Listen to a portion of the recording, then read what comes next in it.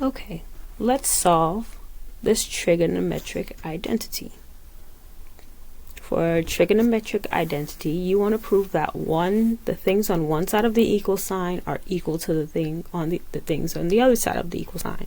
So we want to prove that secant x minus tan x sine x is equal to 1 over secant x.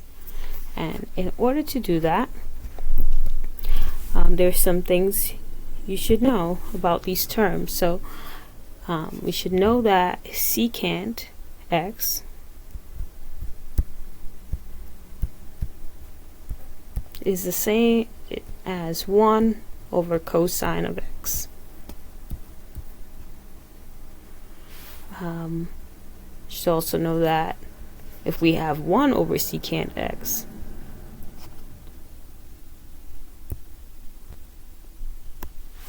then that is equal to cosine x.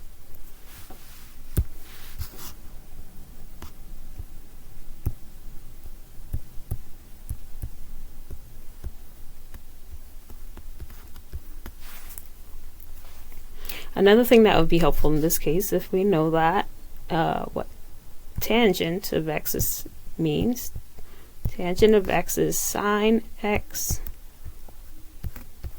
over cosine x.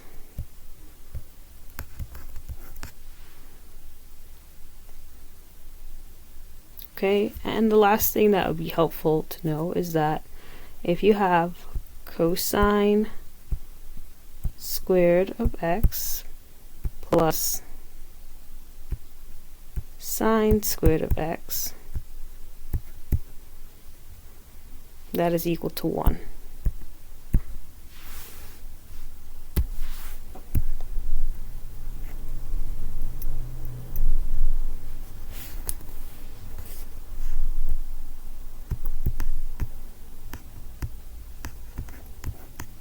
Okay.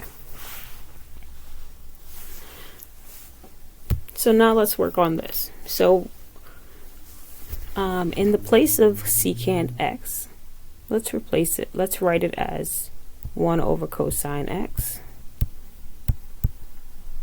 And for tangent, we're going to write it as sine x over cosine x.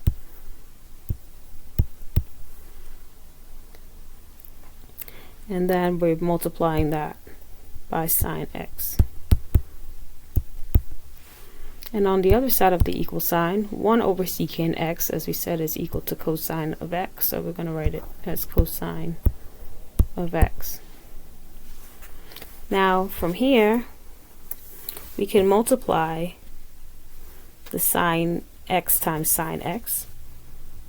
So we have 1 over cosine x minus sine x times sine x is sine x squared, or sine squared x, over cosine of x. So this is how we multiply. Let's say if this was a whole number times a fraction, you put it over 1, and that's how you get sine squared x minus over cosine x. And on the other side of the equal sign, still our cosine x.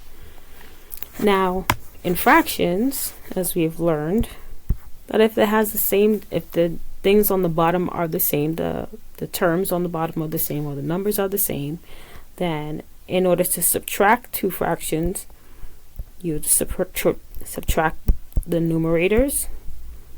So that'd be 1 minus sine x squared, and you keep the denominator.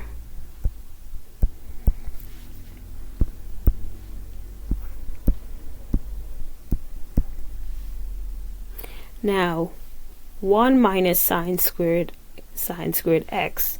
Now, that is a rearrangement of this identity.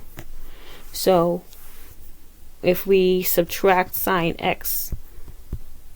squared x on both sides of the equal sign,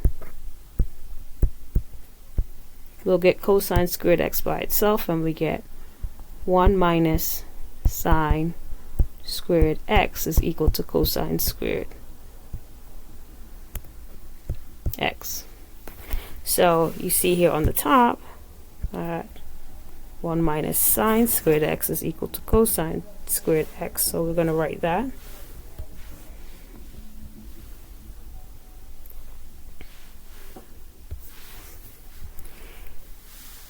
So now we have cosine squared x over cosine x is equal to cosine x.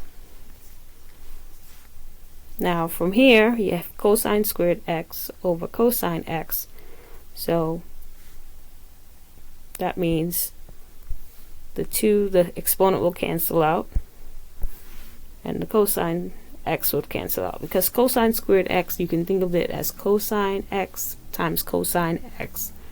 So one of the cosine x will cancel out from the top and one will cancel out from the bottom, and you'll be left with cosine x